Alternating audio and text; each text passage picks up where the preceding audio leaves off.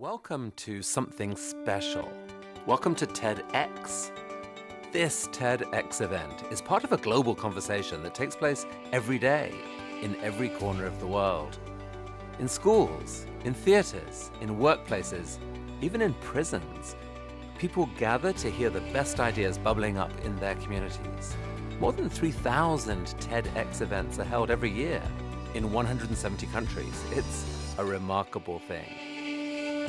TEDx events are self-organized under a license from TED, a non-profit organization devoted to discovering and sharing powerful ideas in the form of TED Talks. It's not TED itself, but your local TEDx team of volunteers that has done all the work to put on today's event, including booking all of the speakers. It's this team's ideas, dedication, and time that have made this possible. We really hope today's program sparks an exciting conversation. This is a day for curiosity and for skepticism, for inspiration and for action. The more you enter into it, the more you will take out. And now, on with the show.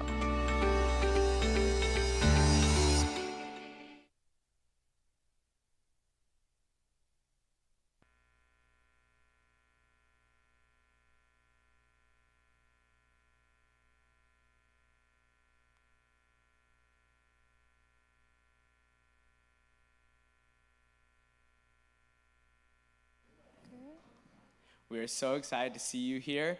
And you guys might have a lot of questions and curiosity here as we start our 2026 TEDxVCU live speaking event, especially if it's your first time. So we hope you enjoy and you're very excited.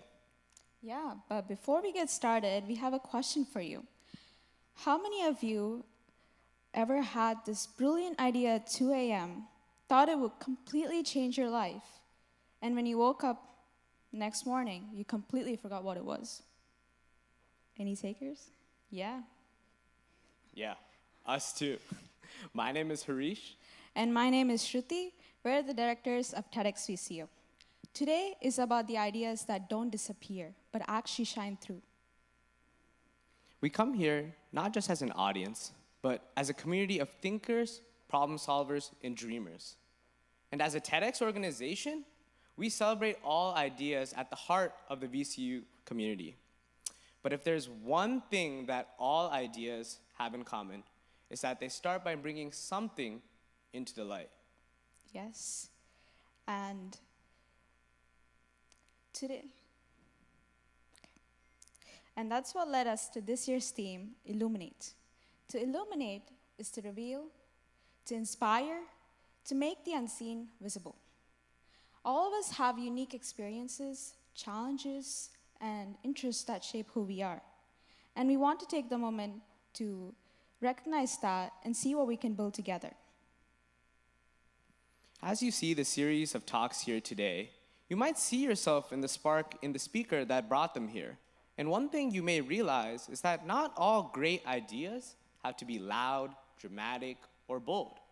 They can be something as simple as a strong sense of empathy, or a burning passion, or a deep desire to create something meaningful and create some meaningful change. Yes. And as you were coming in, you probably have a sticky note on your table, and we want you to use that to gather your thoughts, take some notes. If something resonates with you when you're listening to a speaker, please feel free to write them down. But before we dive in, just a couple of reminders for you. I know it's tempting to pull up your phones and record, but if you can take the moment now to refrain from taking any pictures or videos, we would really appreciate that. We have a photographer taking pictures right now, and they'll be up here throughout the event, so you'll be able to access them on our Flickr page. And all the talks that you see today will be uploaded to YouTube and TED.com once they're approved. And we would also like you to take this moment to silence your cell phones, watches, or other devices now. Before we dive into the fun, one last announcement. If you need to exit during any point of the show, you can use the front entrance again. We just ask you to do it in between talks if you can. We just want to be mindful of our speakers who are up here and make sure everything flows well. And with that, we'd like to introduce our first speaker of the day, Alexandra Davis.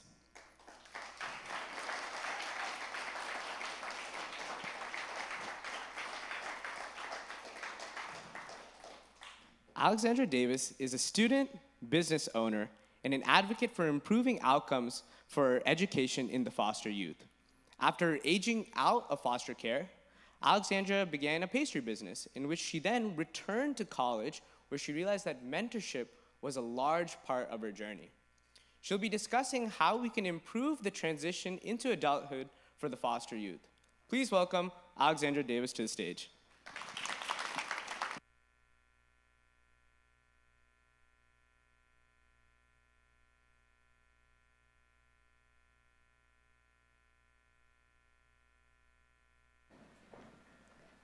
Did you know that 8 to 12% of foster youth earn a 2 or 4-year degree by their mid to late 20s? Only about 1% earn anything above an undergrad. Now compare that to universities like VCU, with a graduation rate at about 70%. That gap isn't about intelligence. It's about what happens when young people are expected to step into adulthood without a safety net or someone there to encourage them through life. I know this not only because I studied it, but because I've lived it. I entered foster care as a teenager in California and aged out at 18 with limited support and no roadmap. Overnight, I was responsible for rent, food, transportation, everything. I was 18. Do you remember being 18 navigating the world? Now, imagine doing that alone. I tried starting at community college, but many days my choices weren't about classes or homework. They were about affording 3 meals, keeping a roof over my head, and whether my nearly 20-year-old car would make it to work and school. When every choice feels that fragile, survival takes priority over education. Later, I moved to Virginia, and while juggling bills and unstable housing, I worked in fast food and retail, and later started a small pastry business to figure out my path. What began as a way to make money became something more. I discovered a love for creativity and problem solving, and realized that if I wanted a better future, I needed to return to college. When I returned to community college, I was introduced to the Great Expectations program, which is a program that supports foster youth as they pursue higher education. I experienced something I've never had before: structured support from a dedicated coach. She provided emergency help, housing assistance, and would ask, "What do you need to stay enrolled?" There were days I doubted myself, days I questioned whether I was capable or even doing the right thing. Through Great Expectations, I learned something I've never been taught before: how to ask for help and that I wasn't alone. The first time I had asked for help, I needed to leave a living situation quickly for my own safety. After I shared what had happened, my coach made sure support was in place within 24 hours. Later, my tire blew out on my way home from work, and again, help came within a day. For many foster youth, something that small can mean missing class, falling behind, or dropping out altogether. A very important part of my journey has been my mentor, who understood my trauma, met me with patience, and became a steady presence in my life. Someone who became a chosen father figure to me. I was also fortunate to meet my partner, who has been my rock throughout this journey. Someone who believed in me and stood by my side when things felt uncertain. I also met another mentor who heard my story at an event and quietly offered financial support so I could work fewer hours and focus on my education. Because of these supports, I have been able to maintain a 4.0 GPA. That support doesn't just help me stay in school. It gave me stability and hope. What I experienced is not unique. My story started in a very predictable way. Former foster youth face enormous barriers like lower graduation rates, higher rates of homelessness, greater risks of incarceration, and financial instability without family support. When 18-year-olds leave foster care, they don't just lose placement, they lose every safety net at once. And then we're surprised when survival takes priority over education. This isn't a failure of motivation.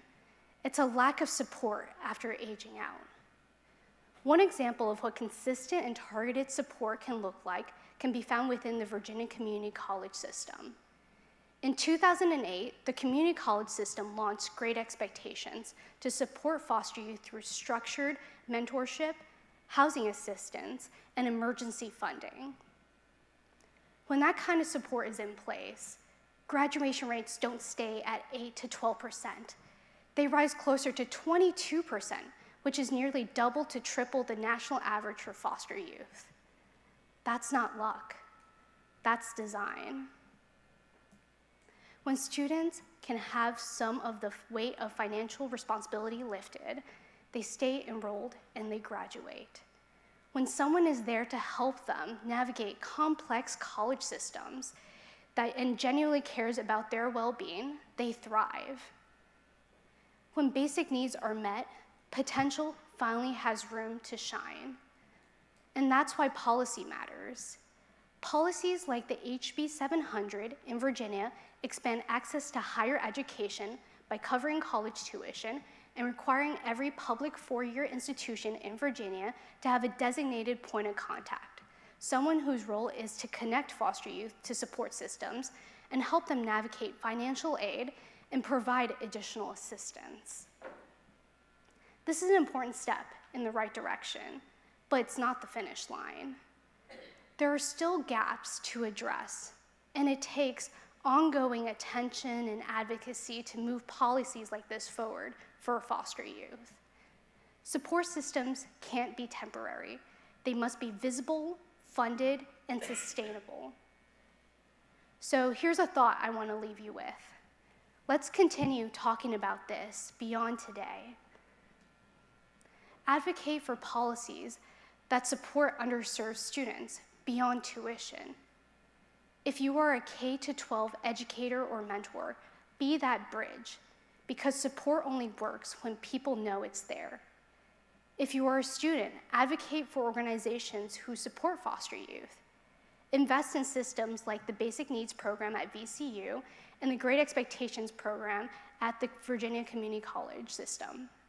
These programs can help move young people from surviving to thriving, because former foster youth are not broken. They're resilient, capable, and ready, but they just need a little help. Because of the support I received, I graduated from Bright Point Community College with honors, is a student at VCU graduating with honors this May, and my goal is to get my MBA after graduation. And I didn't get here alone. I got here because people believed in me and the support systems in place, including 2 mentors who showed up consistently and helped me believe in myself when I struggled to do so on my own, along with my partner who has stood by my side and supported me throughout this journey. Today, I'm a local advocate using my voice to help other foster youth access the same and more opportunities. And you can make a difference too, by sharing resources and connecting foster youth to the support that they deserve. I don't want to be the exception. I want to be the expectation. Thank you.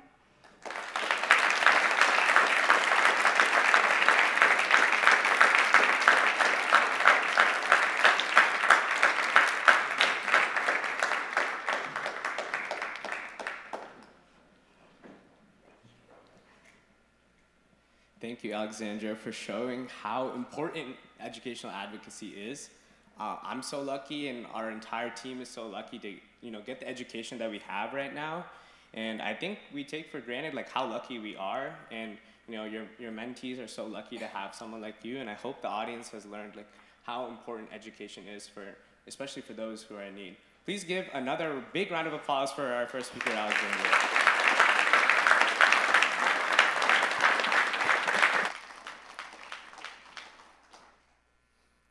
I'll now be introducing our curation team co-lead, Sedenia, to give an introduction for our next speaker of the day.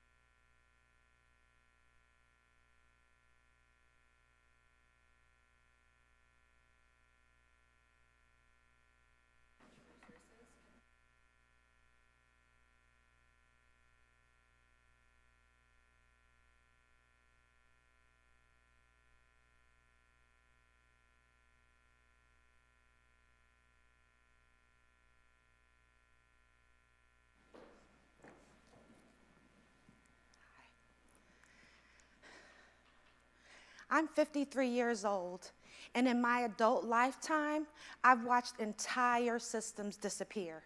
Not because they failed, but because we outgrew them. When I was younger, getting a ride meant walking over to a phone that was bolted to the wall, calling a dispatcher, and hoping a cab eventually showed up. You couldn't track it, you didn't know where it was, you just waited.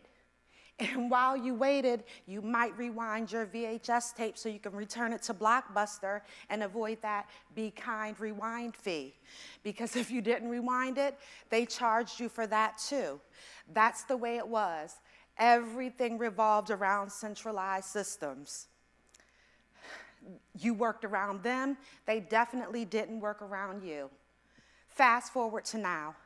I can tap my screen, summon a ride in minutes, watch the car travel toward me in real time, pay without ever touching cash using a digital wallet, and stream a movie instantly.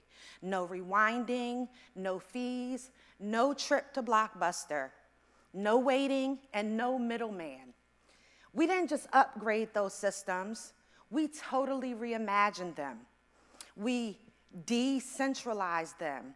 We redesigned them around our real life. So we've modernized comfort, we modernized entertainment, we modernized convenience, but the thing your body is mostly composed of, more than half of it, the one thing we cannot survive more than a few days without is water. And we're still managing it like it's 1920. The systems that manage the water that we depend on to survive deserve the same innovation we gave to those systems that entertain us. And you can see how outdated the thinking is every time it rains. We're rushing water off rooftops, rushing water off parking lots, rushing it away into storm drains as fast as possible. We could track our Uber Eats order in real time, but when it comes to clean rain landing on our rooftops, our strategy is basically get rid of it. It's a nuisance.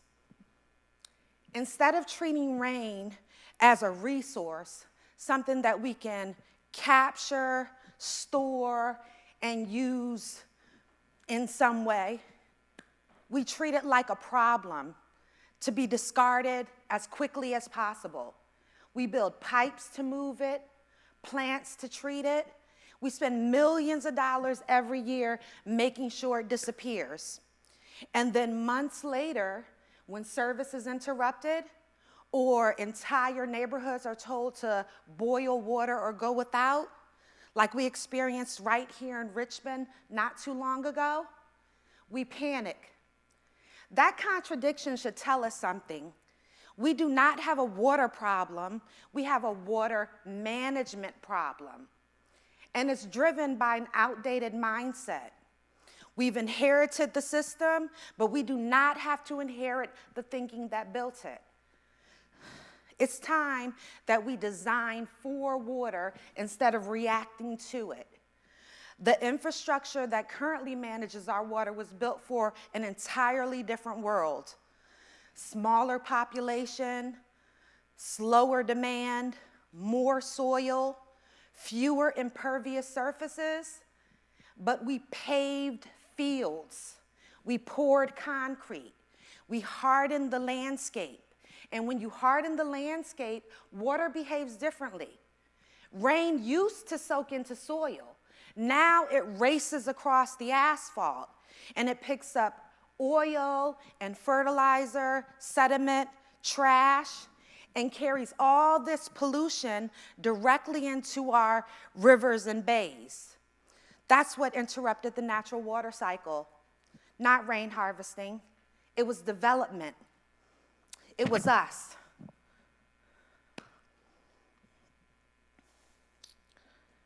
I'm sorry. It was development. It was us. I'm totally blank. I'm sorry. It was development. And it was us. Oh my God. It was development, and it was us. Rain harvesting, sorry, I know. Rain harvesting, yes, I got it. Rain harvesting is simply catching clean rain from roofs, storing it, and using it for beneficial purposes. And yet the most common concern I hear is that catching rain interrupts the hydrologic cycle. Harvesting rain doesn't break the cycle. It inserts a very deliberate pause. Instead of allowing rain to hit the hardscape and become runoff, clean rain is captured on rooftops, used in a responsible manner, and then returned to the environment strategically and in a better condition than if it had rushed across the pavement untreated. That's not interference. That's intentional design. And we're not short on water, on rain here in Virginia. We get an average of about 44 inches a year. That amount of rain on a single modest home annually is enough for over 1,000 10-minute showers. 1 inch of rain on a typical roof can flush toilets for months. That's water that's already falling, already landing on buildings, already becoming runoff that we are paying to get rid of. So, why are we still treating this abundance like waste? And this isn't theoretical to me. My family runs a small business in Newport News called Go Green Auto Care. It's a shop that was founded on and built around sustainability. Years ago, we installed a rain harvesting system. It made perfect sense to us. Use clean, purified rain for all of our shop needs instead of relying on the municipality's treated drinking water. We were so proud of it. But instead of being encouraged, our system was shut down. Catching rain was seen as a violation, and our business was temporarily closed. Standing there that moment, seeing my system turned off, I realized something important. The barrier wasn't technology, it was policy. And that moment changed the entire direction of my life. It pushed me back into school, it pushed me into policy, it pushed me into science. And today, I am pursuing graduate work in environmental studies because I believe deeply that we can design something better. And eventually, with the support of my community and working with lawmakers, we were able to carve a legal and regulated path for rain harvesting in the state of Virginia. So Virginia went from shutting systems down to recognizing rain harvesting in law. Yes. Wait. But the story doesn't end there. The story does not end there. because the pressure on our water systems is only increasing. The stakes are rising. Virginia is now one of the largest data center hubs on the planet. These are the facilities that power our everyday digital needs. So every time you send a text message, every time you store a photo on the cloud, every time you stream a show on Netflix or ask AI a question, somewhere there's a data center making that possible. These facilities aren't optional anymore. They're a part of the infrastructure of our modern life. They're essential, and they aren't going anywhere. But every major facility that's built without an alternative water source locks us into decades of groundwater dependence. And when regions compete for growth without competing on resilience, it risks becoming something else, a race to the bottom. Not in technology or innovation, but in resilience. There's an old idea called the tragedy of the commons. It's what happens when everybody depends on something, but no one takes responsibility to protect it. Water is the ultimate commons. And if no one takes responsibility to protect it, we are all going to pay the price. Because groundwater depletion doesn't arrive like a hurricane. It's more like high blood pressure. It's gradual and silent and easy to ignore until it isn't. That's exactly why it's so dangerous. So in science, when the stakes are high, there are two types of errors. The first is being cautious and then realizing later that the threat wasn't as serious or as severe as you thought.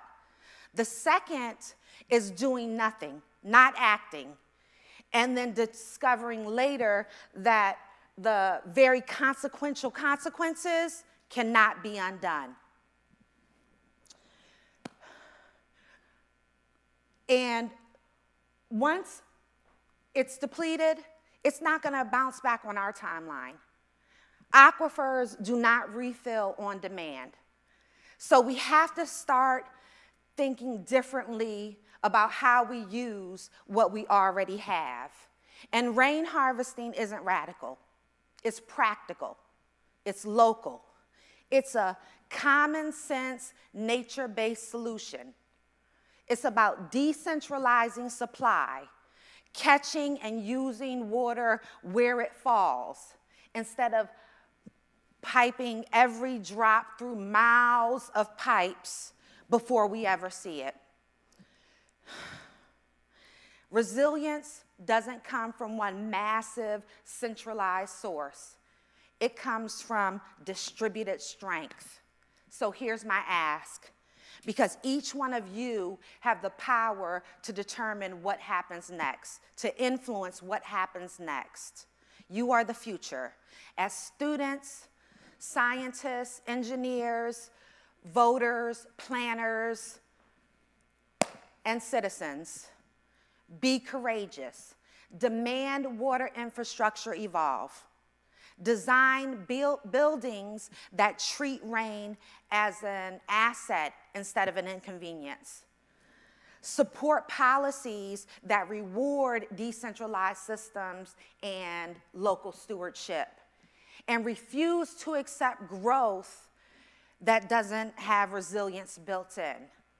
We outgrew every other system in every other part of our life. It's time we outgrow this one too. Because here's the truth. Our water future is literally falling from the sky. All we have to do is catch it.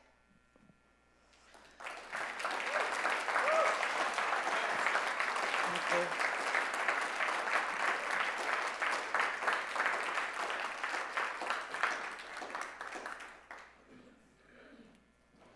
Thank you, Leslie. That was so powerful, and you're so right. The future is not something that we wait for. It's something that we actively design.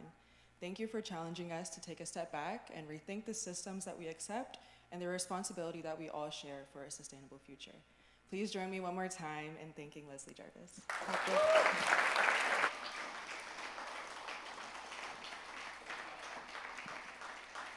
All right, and next up, I'd like to bring up my co-lead for the curation team, Ms. Sheree.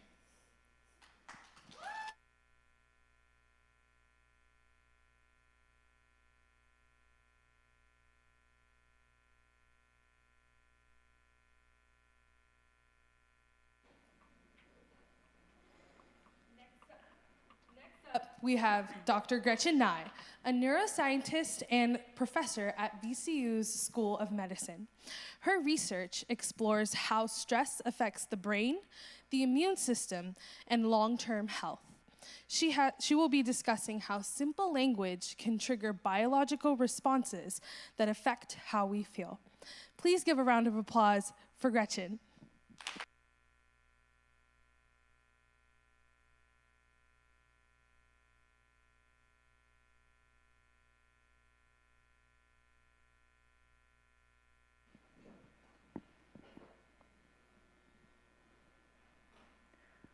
Growing up, one of my family's love languages was safety.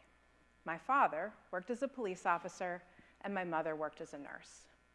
They saw a lot of the worst-case scenarios over their careers, and one of their goals for their children was for us to be very good at avoiding big threats like crime or injury, and little threats like maybe not having an extra pen in your backpack in case yours ran out of ink at school. This didn't make me fearful of the world. Rather, I developed a remarkable ability for contingency planning. For instance, if you're ever traveling with me, there are very good odds that I have whatever you need in my very overpacked luggage: Band-Aids, antacids, an extra pair of socks. My focus on threat assessment and contingency planning drew me to be fascinated by why some people could endure seemingly unending roadblocks and redirections, while others could be completely overwhelmed by even a relatively minor change in plans. This interest led me to pursue a career in behavioral neuroscience, working to understand how our brains help us navigate the world. One of the intriguing experiences that we study in behavioral neuroscience is emotion. Think about a football game or a basketball game. Everyone in the crowd is in the same place, same time of day, same weather, same time of year. But at the end of that game, half of the crowd will experience joy or happiness, and the other half will experience disappointment, frustration, even sadness. They're all in the same environment. They've all experienced the same series of events, yet the emotions they feel are completely different. The core biology of emotion is governed by two opposing networks in the brain. We have the reward system that drives us towards things that will promote our survival: positive social interactions, food, water, sleep. And then we have the fear system that pushes us away from the things that might hurt us. And when we can't escape the threat, the fear system helps to protect us. Our response to threats, our stress response, is meant to protect us, and actually works incredibly well when used sparingly. However, in today's nonstop world, stress is all around us. With round-the-clock connectivity, fear of missing out, and fewer meaningful social connections. In Robert Sapolsky's book, Why Zebras Don't Get Ulcers, he uses the zebra to highlight what the stress response was designed for. Zebras don't get ulcers because they either escape the threat, the lion chasing them, or they don't. We're not built to withstand constant threats. And once we begin to respond to a threat, our body reacts the same, whether that threat is a lion chasing us or a really upsetting email. When you hear a smoke alarm, you know to look for fire. And in fact, we have a built-in smoke detector in our brain. This threat detection powerhouse is called the amygdala. And the amygdala brings together all the information that our senses take in and matches it to information from our memories about what signals come before the bad things. The amygdala helps to keep us safe. It is the foremost part of the fear system, and it protects us from our environment. Several years ago, I realized that I was routinely generating smoke when there was no fire. I had come into work early that day because I wanted to make sure that I got through everything on my to-do list in time to head out for my two boys' middle school cross-country meet. It was a perfect day for a fall meet. I was on my game at work. I got through everything in my to-do list on time. Nothing unusual popped up, and I was packed up and on the way to the elevator on schedule. On my way to the elevator, I passed a colleague, and they asked curiously where I was headed. I said that I had to leave to go to my son's meet. Well, I was on the elevator. As I rode down the 12 floors to the lobby, I felt a shift in my outlook on the rest of the day. I went from happy and excited to stressed out and anxious. Now, nothing that my colleagues said should have upset me or changed my mood. And for whatever reason, on that day, I noticed this shift. And so I started to backtrack in my mind and think about what I said during the conversation. And I found it. I told my colleague that I had to go to the meet. I framed it as something I was being forced to do, not something I was truly looking forward to getting to do. One little word. How could one little word change the way that I felt in the time that it took me to ride 12 floors? I mentioned the fear system. When we're born, we really only have a couple fears. So we have to learn the rest of them. We have to learn about all the threats in our environment. If we learned all of that the hard way, by actually experiencing every danger, we might not make it to adulthood. And in fact, most of what we learn about fear and threats is through language, through that love language of safety that was such a strong influence in my own childhood. Think back to when you were little and some of the words of warning that you might have heard. You have to brush your teeth or you're going to get cavities. You have to do your homework or you're going to fail at school. Have to, or something bad will happen. We don't hear have to before something good or rewarding. You get to go outside. You get to eat ice cream. So when I told my colleague that I had to leave, I created some proverbial smoke for my amygdala to detect. And once my amygdala started looking for fire, 4-alarm threat detection was engaged, whether I was consciously aware of it or not.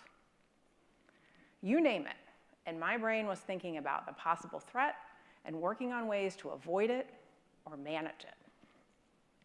So how could I just be present and enjoy the meet? I stole that joy from myself. So I started testing this out and paying attention to how I was talking about things out loud to other people and in my own head. After I tried this out for a while, I was on a walk with my husband and I tried to sell him on my discovery. He thought it was an interesting idea, but he presented me with a challenge. He said that as adults, the cases that this applied to were really probably pretty limited. And much of what we do as adults really are have-tos. We have to go to work, and we have to pay our bills. And just telling ourselves that we want to do it when we have to do it isn't going to trick us into being joyful about answering agitating emails. So I turned this over in my head for a couple of days, and I mean, he definitely had a point. But it felt to me like there was something more to this equation. So I started thinking about times in my life that when, despite threats being all around me, things still didn't register as have-tos. After college, I earned a fully funded spot in a doctoral program in neuroscience. I was ecstatic. This was my dream. And it was 4.5 hours away from everyone that I loved and loved me. I had never lived more than 20 minutes away from at least one member of my family. Adding to the demands and potential threats, graduate school was hard, like really, really hard. Looking back, a key part to me being there was that I truly, to the depths of my soul, wanted to be there. It was that commitment to something that I truly and deeply believed in doing that kept my amygdala, my smoke detector, at bay. I didn't see the things on my list as I have to work late in the lab and I have to read more papers. Instead, I saw those as stepping stones along my path to my goal, along my path to my purpose of becoming a behavioral neuroscientist. And research studies show that individuals who report a sense of purpose are generally more resilient to challenges, whether those are physical or psychological. In Viktor Frankl's book, A Man's Search for Meaning, he offers that those who have a why to live can bear almost any how. But here's the trick. We need to keep sight of our purpose. We need to remember the why behind our what. We need to remember why we started. In one of my roles in the medical school, I meet with graduate students who have started to get stuck. Now, often, it's not that the path has actually gotten harder. More commonly, what has happened is they've gotten so bogged down in the day-to-day steps along their path that they've lost sight of their why. I invite these students to refocus on their purpose and to see if that can clear some of the fog of the day-to-day grind. Now I turn this question back to you. Think about your ambitions and ask yourself, can you reframe some of the have-tos in your life into want-tos with a refocus on your purpose? Can you drive towards your goals instead of pushing yourself from a place of fear? Like studying for a test. Yes, there's a negative consequence to not studying, but the reason to study is more than avoiding failure. It started from a want to. It started because you want to earn your degree and pursue a career that's meaningful to you. Can you find some joy hiding behind one tiny phrase that's tricking your brain into experiencing the world in danger mode? I hope that you enjoy whatever it is that you get to do later today.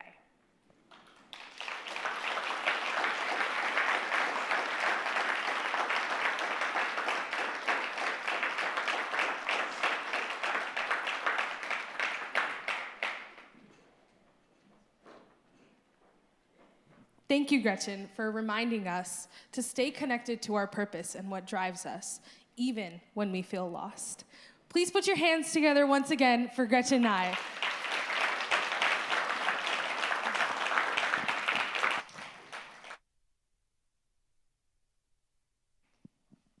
I'll now be inviting Manuela, production team co-lead, to the stage to introduce our next speaker.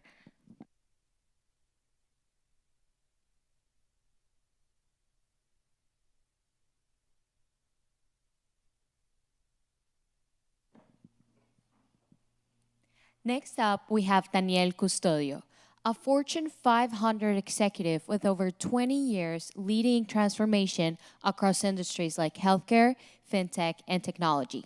Specializing in lean principles and strategic thinking, he will be talking tonight about how structured thinking can solve complex problems and how culture and identity can become your biggest asset. So please welcome Daniel Custodio.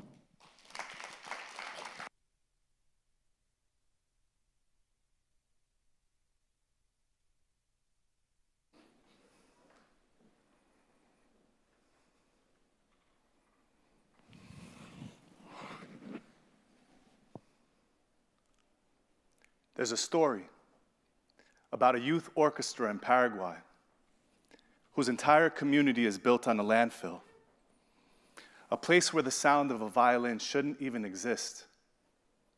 But the children do something extraordinary. They take the materials that the world throws away and turn them into instruments. A violin made from a rusted metal can, a cello made from scrap wood and aluminum, percussion made from old buckets and bottle caps. Nothing about that environment says beauty should come out of it. And yet, when the children begin to play, the sound is stunning. Soft, bright, defiant. They didn't wait for perfect conditions. They made music from what they had. When I learned about that orchestra, something clicked. Because in a different context, this is a story of Latino professionals, people who take what the world labels as less than or not enough and turn it into something powerful. I am the son of immigrants, a Portuguese father, a Brazilian mother, 2 accents in my home, 2 cultures in my blood. I grew up between languages, Portuguese at home, English outside. Brazilian warmth around the dinner table, American expectations at school. And even as a kid, I learned to dance between those worlds. I learned to soften my name. I learned to quiet my accent. I learned to hide anything that made me stand out too much. People treated me differently, not always intentionally, but often enough for me to understand the unspoken rules of belonging. But when I began my doctoral research, I wasn't looking for answers. I was listening. For the first time, I was closely examining the lived experiences of Latino professionals, hearing their stories, mapping their journeys. What I found wasn't just struggle, it was structure. It was pattern. It was a developmental pathway, a predictable sequence of psychological shifts people move through over time, not randomly, but in stages.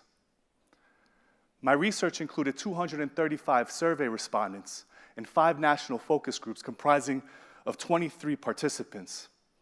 And what emerged almost unanimously was this: Latino professionals don't just manage their careers, they do identity work as part of their career development. Identity work is the ongoing process of negotiating who you are, how you're seen, and how you show up in environments that weren't built with you in mind. It's deciding when to adapt, when to resist, and when to lead with what makes you different. And this identity work isn't abstract. It happens in stages.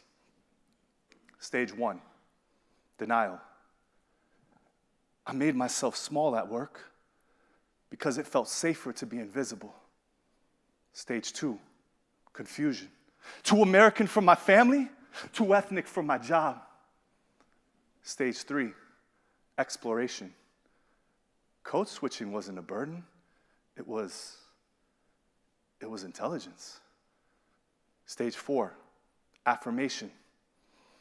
I stopped apologizing for my accent. It's my biography. Stage 5, integration. Being Latino is not something I carry, it's something I use. Before any of that comes context, the social and organizational conditions surrounding you, discrimination, exclusion, unspoken power dynamics, expectations about who belongs and who leads. A first-generation CFO said, "My name enters the room before I do, and the assumptions walk in with it."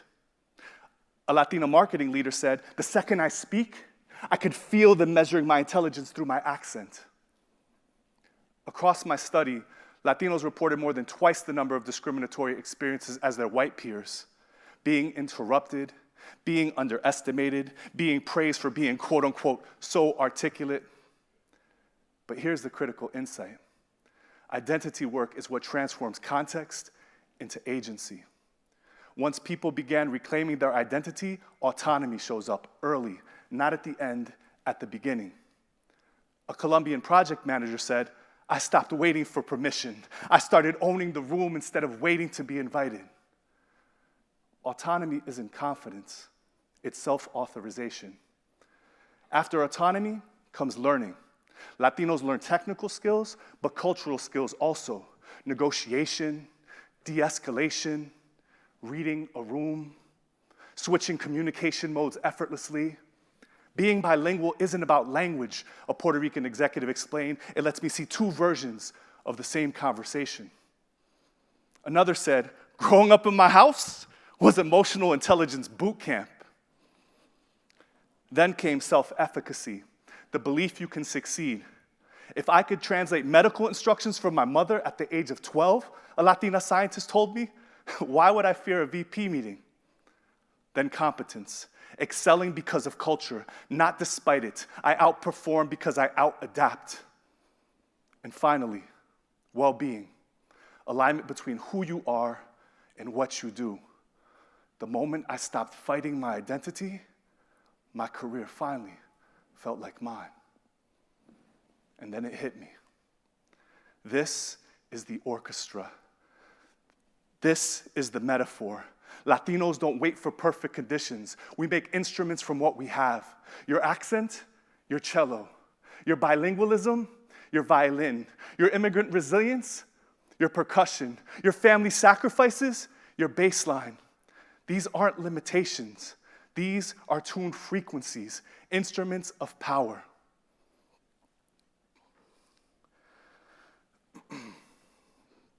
People throughout my study described hiding themselves early on in their careers.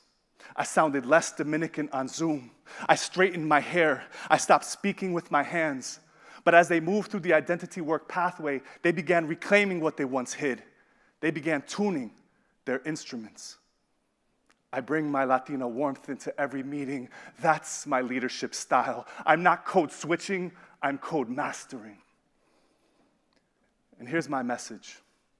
Not just to Latinos, but to everyone in this room. Regardless of your background, your culture, your story, stop waiting for perfect conditions. Stop shrinking in rooms that weren't built with you in mind. Stop believing the things that make you inconvenient are obstacles to overcome. Your culture is your instrument, and when you learn to tune it, you create something the world cannot ignore. As a father,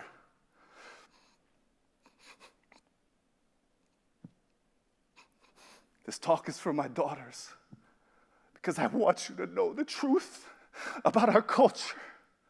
It is not something to hide, not something to shrink. It is something to tune, something to conduct, something to lead with. My name is Daniel José Custodio, and Latinos don't play the music of assimilation, we play the music of transformation. Obrigado, gracias, and thank you.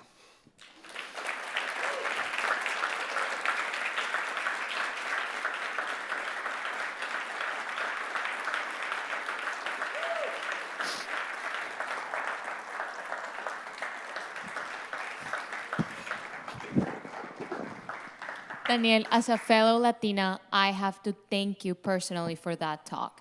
Thank you for reminding me and for anyone in the audience that can relate that our accent, our culture, our identity is our superpower, not something that we should hide. So thank you very much, and join me in thanking Daniel Custodio for that amazing talk.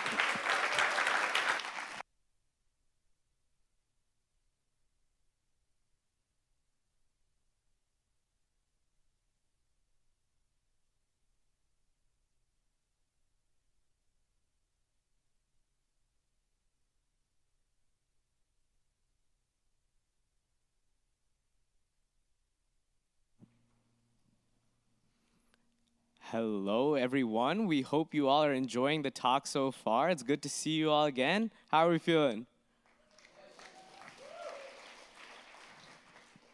You know, all of us, all the MCs, all the team, we're all backstage. We're like peeping through the peephole, trying to look through. So we hope you all are just as excited because you're right here, right in front of the stage. You know, it's so nice to see all the speakers, just, you know, everything they have to bring, their perspectives, their research, their expertise. So I hope that these talks have shown you how powerful the voice can be, and it's changed us, and we hope it's changed you. We now have something to actually switch the spotlight from the speakers on to you all. We have these two questions up here that we want to have you guys discuss with the people around you. What's the light that guides you, and what keeps you going? Yeah, I know it can be a little nerve-wracking to introduce yourself and share this with your tables, but go ahead, say your name, share this question at your tables, and hopefully you make a new friend as we continue on with the show.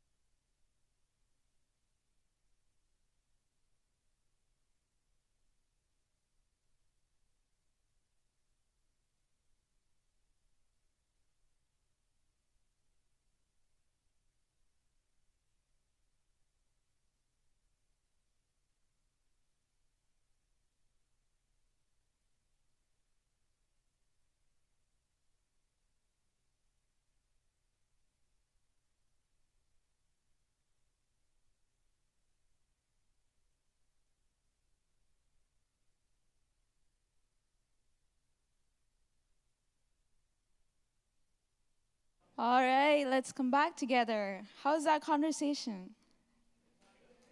Good, awkward? Good? All right. Thank you so much for having that conversation. I know, like I said, it might be a little intimidating to just start a conversation with someone you probably know or don't know.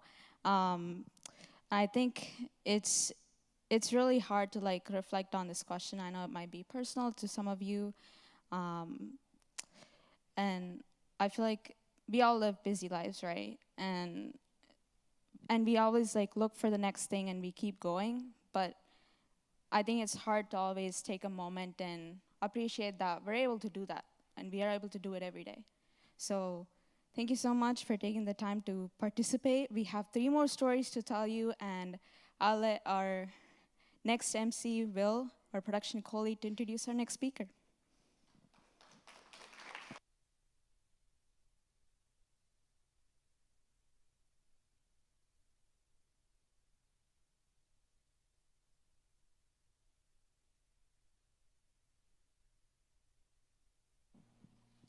Next up, we have Yoshira Bushita. Sorry.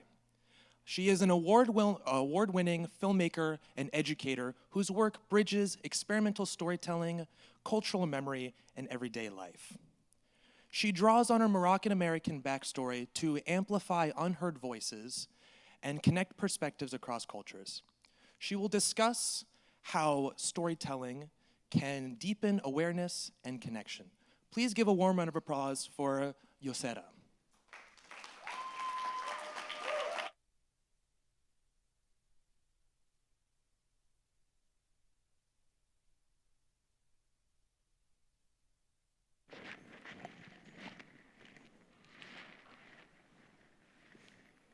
So I can recall a time in my childhood where looking at my own reflection in the mirror always triggered a sense of inquiry. It felt like the reflection I saw was not truly me, that I was something else, something that couldn't be reflected. And I just didn't identify with the image of me in the mirror. And I know what you might be thinking. Maybe I was off kilter, or I fell off my rocker, and believe me, I thought the same thing. But still, this feeling persisted, this feeling that I was something else, something more, even expansive, something that my eyes simply couldn't see. So, on one mundane afternoon, when I was 17, I decided to investigate this further. So I walk up to my bedroom mirror, and I ask the question directly, who am I? And I pause. I was so earnest and just so eager and so open that suddenly the unimaginable happened. I started to feel myself expanding outwardly, going into an out-of-body experience. My sense of self filled my entire bedroom. I was astonished, completely awestruck by what was happening. My question was getting answered. However, after a few moments of this excitement, everything came crashing down as fear caught up to my mind, and everything stopped, leaving me so perplexed and even more confused. As you can imagine, identity is already pretty weird for any teenager, right? Like, let alone this cosmic one trying to make an intro into my life. So the timing felt less than ideal. However, I didn't realize then that that profound moment would later inspire me to start peeling away different layers of my attention and really deepening my state of awareness. I essentially started meditating without realizing I was meditating. And so at first, moments would kick into my awareness where I would be simply watching whatever was in front of me. And then I slowly started to realize that there's a distance between my mind, my body, and me, and that I am what is watching. I am what is being watched. I am the experience, the observer, the witness watching itself. I am literally everything. Therefore, we are everything. Fast forward to today, this practice is still on. And when I'm in this heightened experience, naturally the filmmaker in me kicks in. I'm reminded that my eyes are a camera. Everything I look at becomes a framed shot. Moments even start to arrive as beats, culminating into a scene. I mean, it's almost like I'm in a trance in a movie theater watching a film. And what I've realized is this: what if the seat of our experience has always been the filmmaker's chair, or more precisely, the director's chair? I mean, we're all actually living a story. We're all living out our personal films. That's our lives. Therefore, we are all directors. And maybe some of us are just bad at it, not because we don't have any imagination, but simply because we've forgotten that we're directing at all. But at any moment, we can choose differently. Instead of letting our minds drift to unconscious thoughts and patterns, instead of letting the camera drift, we can pause, we can cut, we can step back and widen the frame, we can linger. And when that happens, everything changes. This is consciousness, not some analysis, not some computation, or some algorithm being smart. Consciousness is being aware that you are aware. It's the capacity to step back and see, to observe and witness.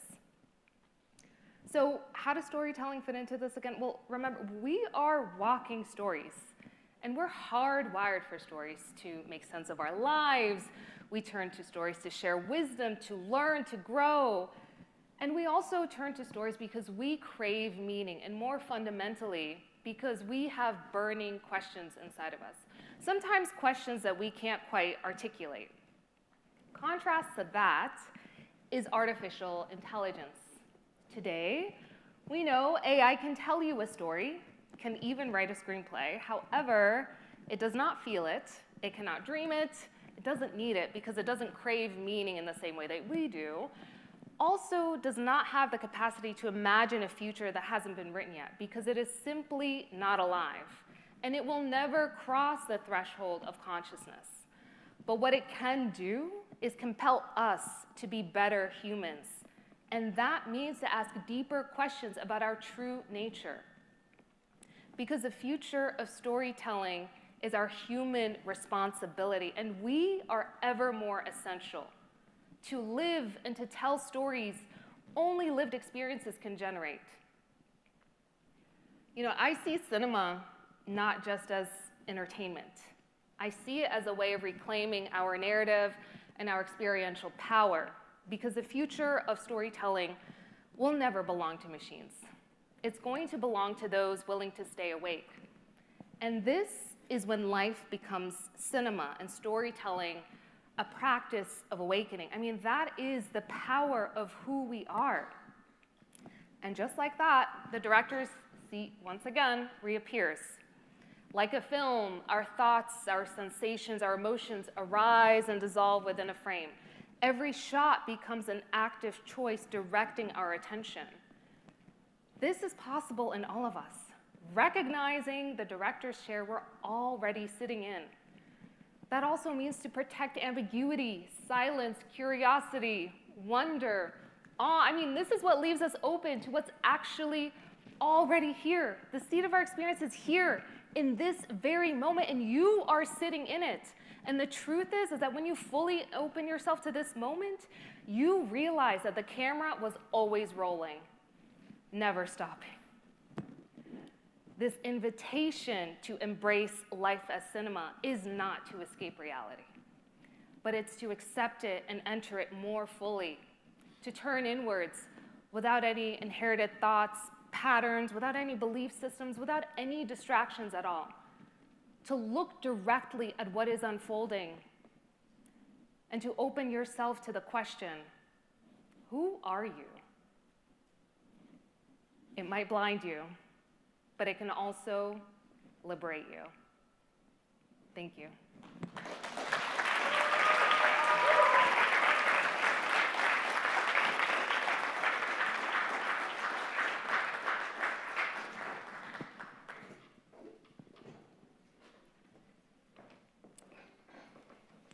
I absolutely loved the analogy you used, that by taking control of your own personal experience, you become your own director. I think that's beautiful. And by doing so, you can not only learn more about yourself, but you can connect better with others through storytelling.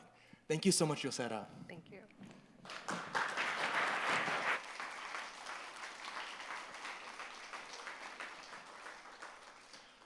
I will now be inviting our marketing co-lead, Sanjana, to the stage to introduce our next speaker.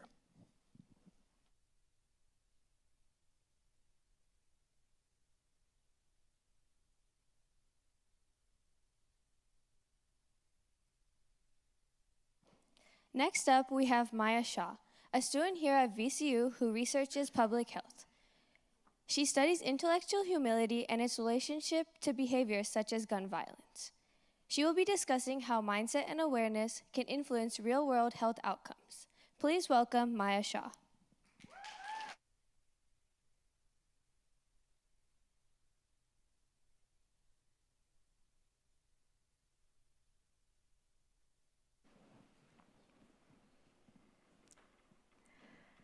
Every couple of months, like clockwork, the eerie announcement of a drill would ring over my school's intercom.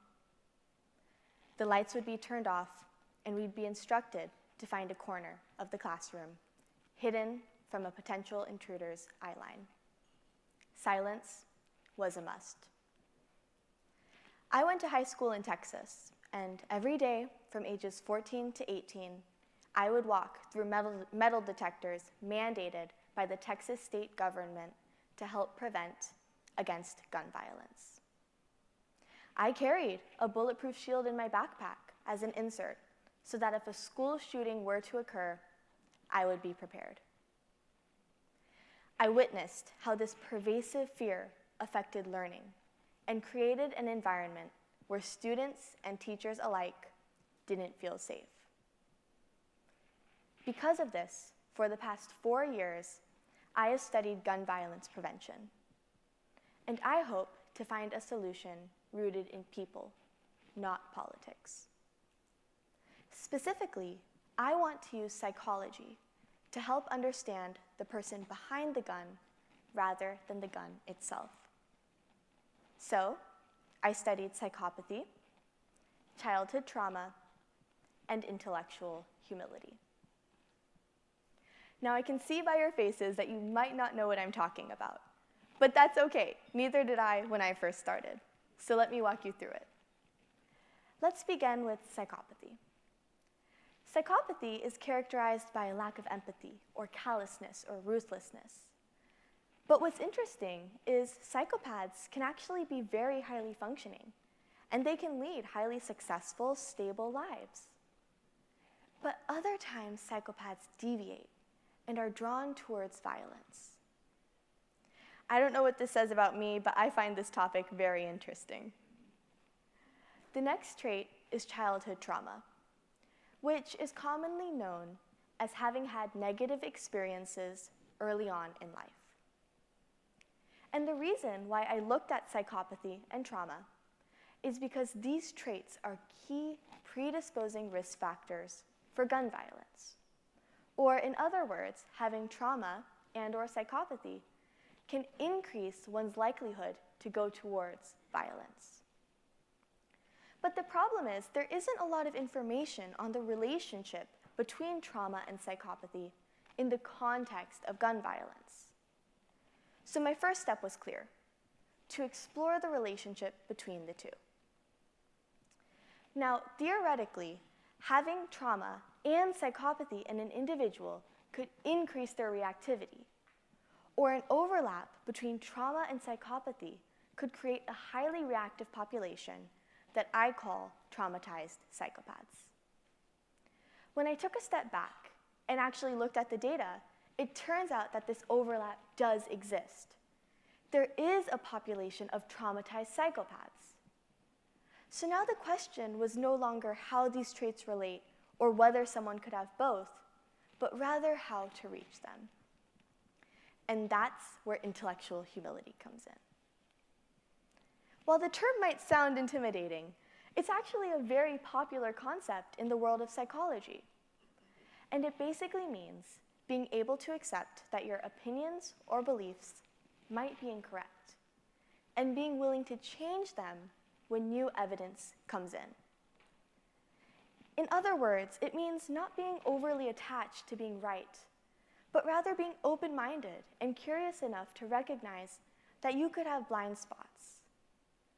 It means being confident in your beliefs, but being willing to admit that you could be wrong, which I think we could use a little more of nowadays.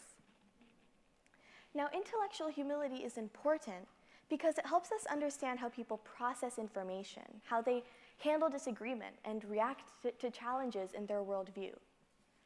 In a world where people are rewarded for being certain or decisive or unwilling to change their mind, intellectual humility offers the opposite: openness, reflection, and growth. Now, the reason why I focused on an idea as niche as intellectual humility is because those with psychopathy struggle to connect emotionally. So I wanted to see if I could reach them intellectually. So now we've covered who I'm trying to reach, the traumatized psychopath, why I'm doing so, their high reactivity, and how I plan to do so, through intellectual humility. But I haven't actually talked about what intellectual humility does. So trauma stays constant throughout one's lifetime, but psychopathy can be changed. And theoretically, increasing intellectual humility in a psychopathic individual could lower their psychopathy levels. And when I ran the statistics and went through pages and pages of data, it turns out that this theory is true. Increasing intellectual humility can lower psychopathy levels in traumatized individuals, and therefore lessen a key predisposing risk factor for gun violence. This was groundbreaking for my research because it means that there is a solution not rooted in politics or policy, but in people, which is an advantage because most of the time people move faster than policy anyways. But the icing on the cake is that intellectual humility can be taught. Research shows that pursuing learning because of a passion for knowledge rather than external benefits can grow intellectual humility. So when your mom or your teachers told you to pursue knowledge rather than grades, they were right. Pursuing learning for a love of knowledge will increase intellectual humility and therefore lessen key predisposing risk factors for gun violence and violence altogether. So I encourage you to incorporate intellectual humility into your daily lives. Be curious and open-minded, not only about yourself, but about others and their beliefs and worldview. Because changing how we approach and perceive knowledge can literally save lives. Thank you.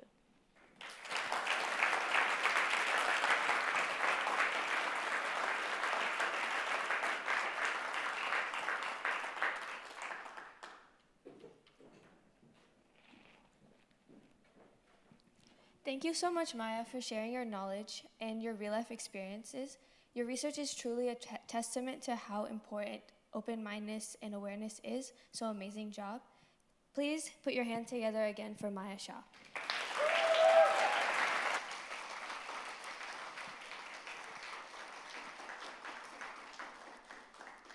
Next up, I will be inviting my fellow co-lead and my favorite person in TEDx, Lily Gordon, to invite our last speaker.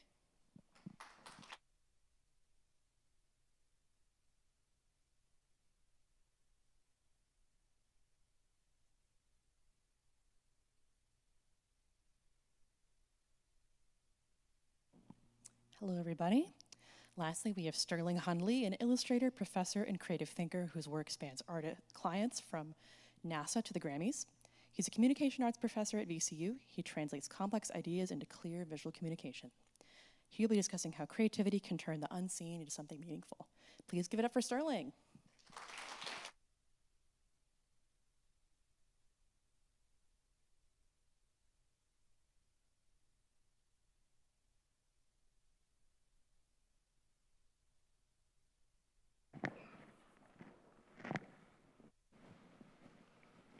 I don't belong here.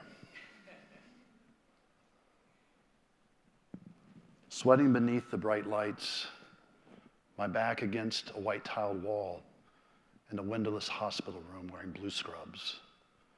But I'm neither doctor nor patient.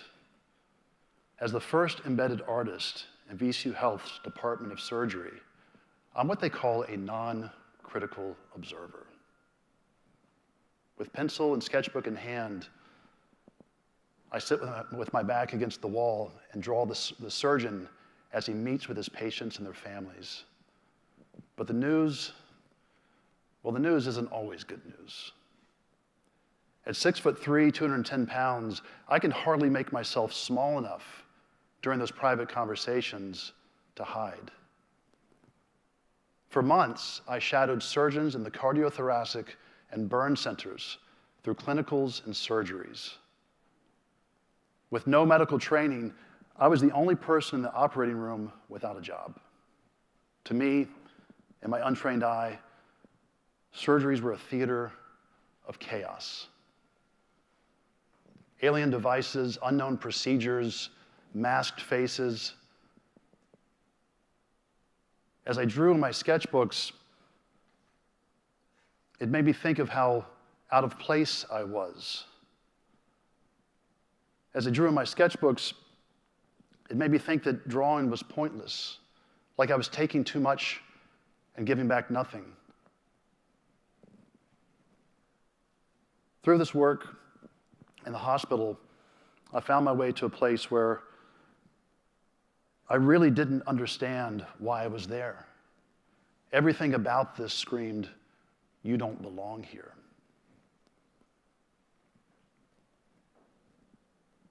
Three months into my residency, on this day, everything would change.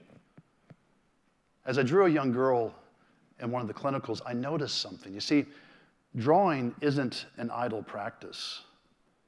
As you sit still, your mind moves. Unlike a quick snapshot, drawings take time. We don't take pictures, we make pictures. As we draw these things and we observe, we start to notice subtleties. And as you sit still, if you sit still long enough, you become invisible. You start to notice patterns, and the chaos becomes ordered. Now, we draw for a lot of reasons. We draw for beauty. We draw to understand. We draw to communicate. But it turns out that I wasn't drawing to see. I was drawing to listen. As I stepped out of that small hospital room and turned to my host, Dr. Feldman, I asked him, what was that device on the young girl's ear? Well, that's a compression plate. We use those to limit scarring while the patient heals. They can wear them for weeks or months. What I had noticed was a large, clunky device made up of two acrylic plates, roughly the thickness of my knuckle, which compressed across the patient's ear with two long black screws. Dr. Feldman, where does it come from? Well, we help the patient identify what they need, and we have them order something on Etsy. Etsy. This wasn't a streamlined medical device. This was a novel DIY solution to a one-of-a-kind problem. This was applied creativity used to ease the suffering of a single person. Medicine doesn't usually work that way. Medicine solves big problems for large groups of people. This was different, and something clicked. What if we 3D scanned her ear, drew up a new design for a compression plate that looked more like an earring, 3D modeled it and printed it? Dr. Feldman turned to me and said, you think we could do that? Yeah, I think we can do that. Now, you want to hear a happy ending to the story. You want to hear that that's exactly what we did. We scanned her ear, we drew up a new design, we printed it exactly as I had imagined. Well, no one's more disappointed than me to share with you that I couldn't help that young girl, nor any of the other patients that were in the hospital. Innovation in healthcare, budgets in universities move slow, and pandemics move fast. As a non-critical observer with no medical training, I was the first person sent home when COVID came calling. As I reflected back on my sketchbooks over the next months, the drawings I made in the hospital, they felt important, maybe even profound. But the drawings also served as a record and a memory that I'd failed to help this young girl. I mean, what if this was my daughter? It made me think of school. It made me think of sports, softball specifically. It made me think of missed school dances. And it made me think of how cruel kids can be when people are different. Something had shifted inside me, and I realized that I needed to figure out a way to use my drawing and my creativity to help people. You see, I noticed something when I was in the hospital. The scientific method and the creative process, they're not just similar, they're two halves of the same whole. We use different words, but we say the same thing. We observe, we document, and we collect data. We question and we hypothesize. We design experiments and we test and we build. We draw for a lot of reasons to understand the world. We draw to get the ideas that are in our heads and the emotions that are in our hearts down on the page. When they're down on the page, we can arrive at consensus. When they're down on the page, we can get to hard no's and hard yeses. Drawing can be many things, but most importantly, drawing is thinking out loud.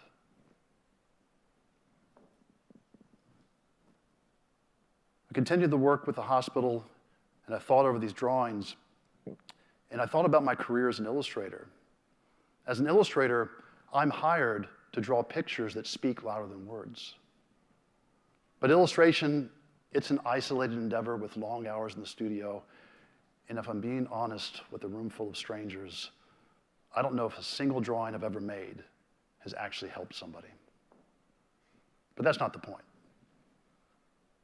You'll see illustrations as movie posters, video game art, fashion illustrations, and animation for storytelling and for entertainment.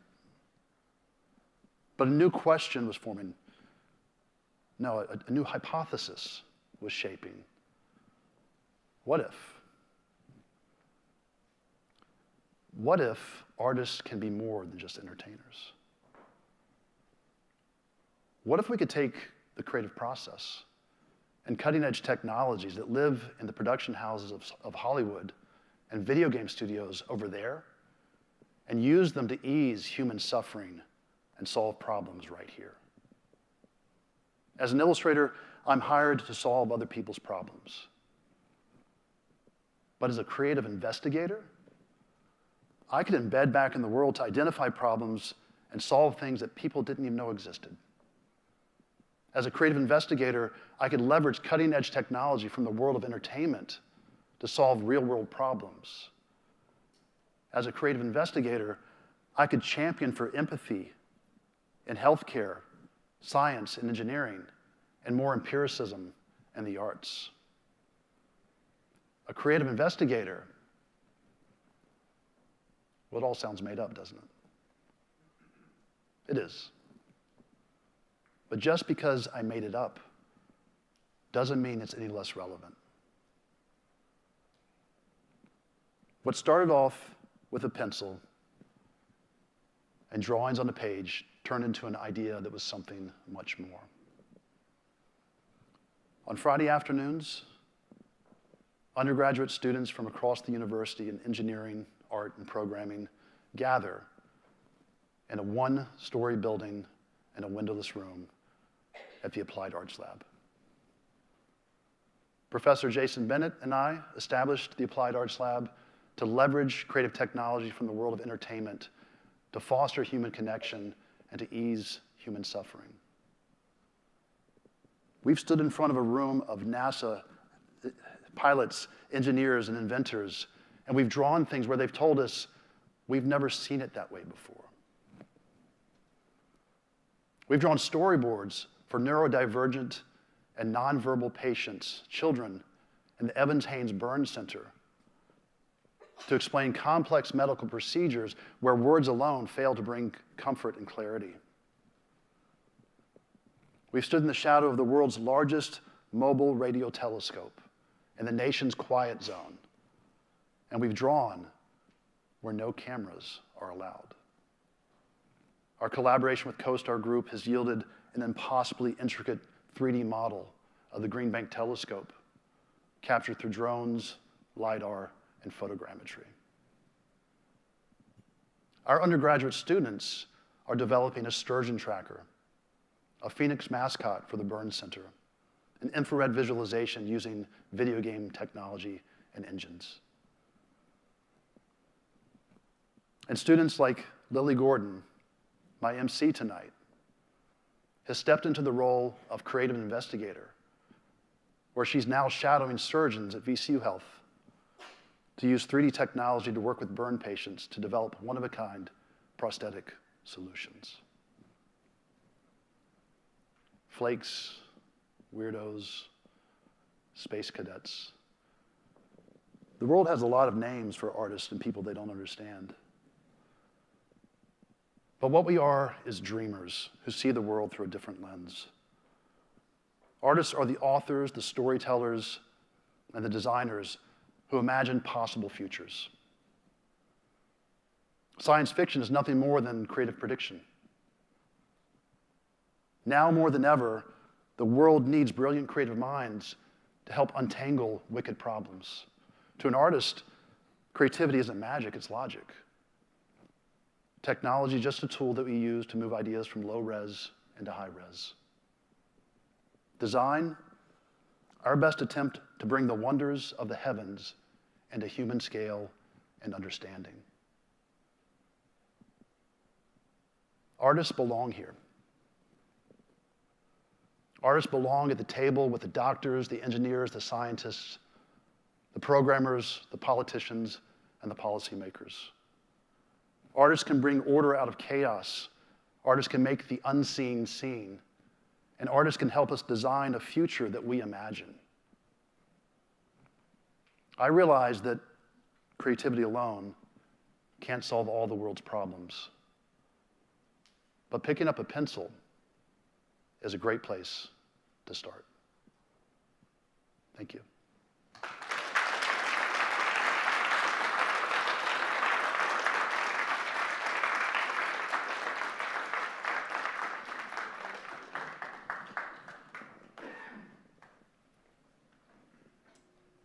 A little biased because I'm a student of yours, but I appreciate you illustrating all of these opportunities where artists can get involved with other disciplines and other professionals. All right, everyone give it up for Sterling one more time.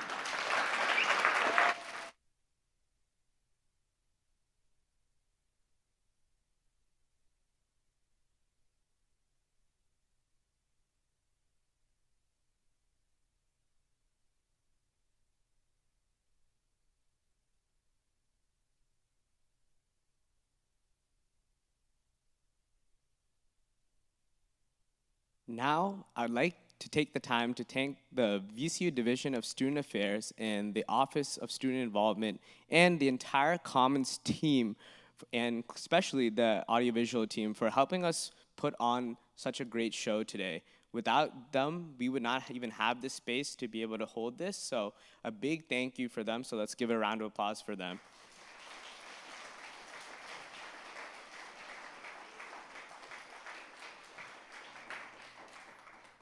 Now, I would like to invite the entire TEDxVCU planning team to the stage.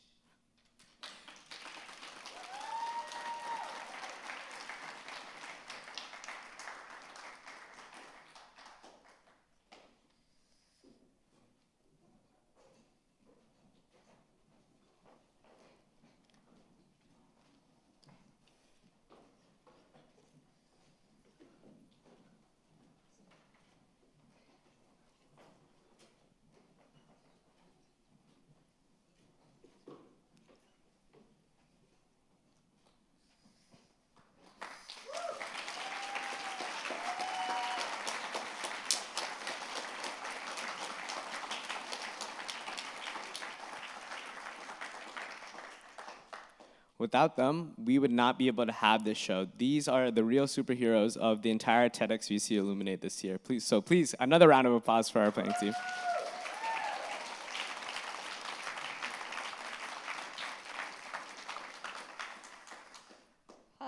Guys, we made it. Oh, God. These 2 hours are probably the longest 2 hours of our lives for most of us, all of us on this team. And I want to start with our marketing team, led by Lily and Sanjana, and we also have Emma and Quinn on the team as well. All the brand assets that you see and all the ideation that went behind it, if you notice during the show, we had one light source for each speaker to signify their talk. So all that creativity and ideation came from these. And if you're sitting here right now, like whether you saw a flyer or you saw a post on Instagram or however you heard of us and you're here, it's because of these 4 people on our team. So please give them another round of applause.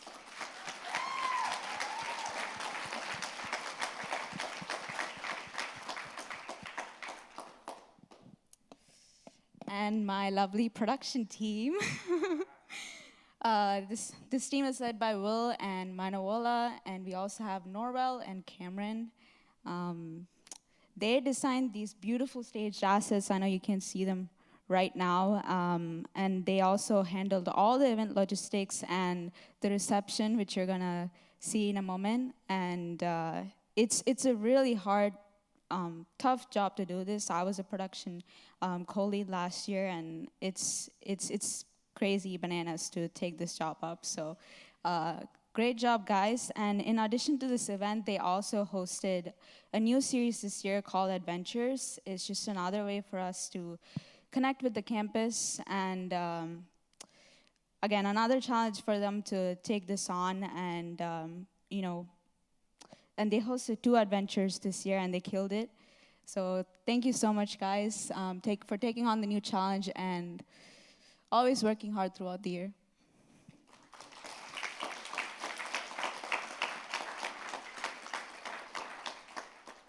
Next up, I have the curation team, which is led by our co-leads Sedenia and Shri, in addition to our team members Jojo, Sibi, Jenna, and Ciara. Without them, we would not even have the talks that we have. What the curation team is involved in is that they select the talks and also develop them throughout the year. The talks that you saw today were a visualization of the months and months of work and meetings and all this during managing school, managing tests, all of this. And I'm a former curation team lead last year, so I'm a little biased and I understand the struggles. So it's a really big deal to be able to work with so many different people, different backgrounds, and without this team, we would not have the amount of production and the quality of talks that we see. So please give a huge round of applause for our curation team.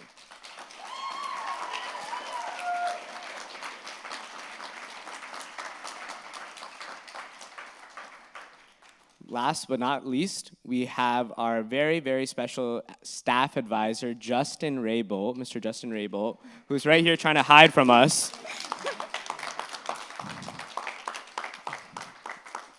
Justin has been part of TEDxVCU even before I was here and before most of us were here. He actually is the one who helped revive TEDxVCU here in Richmond. And he has so much expertise and so much guidance that helped us really navigate a lot of the difficulties that we had throughout the year. This year, we were striving to do something a little bit different.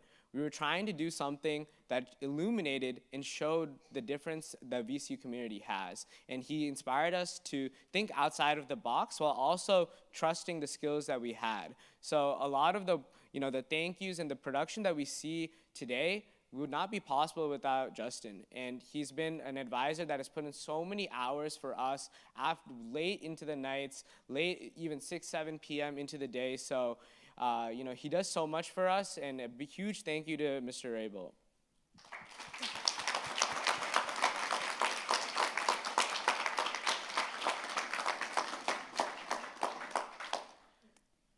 All right, this is our lovely team. Can you give it one more applause for them?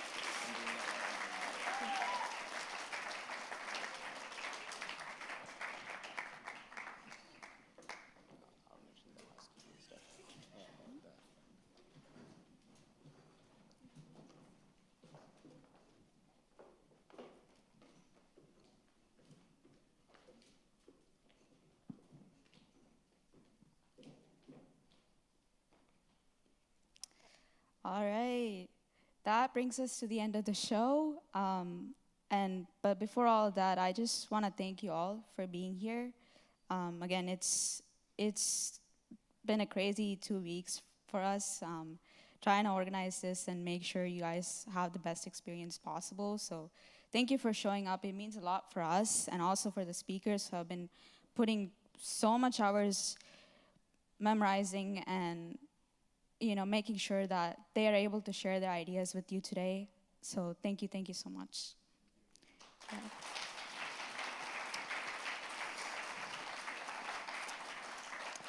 And one last thing, if there are students out there and if you want to join our team, keep an eye on our Instagram.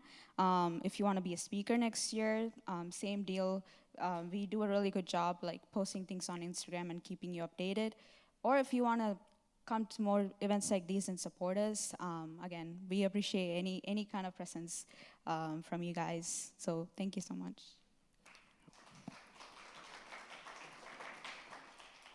So while that does conclude our show, we have a lot of fun things for you guys to do. The fun ain't over.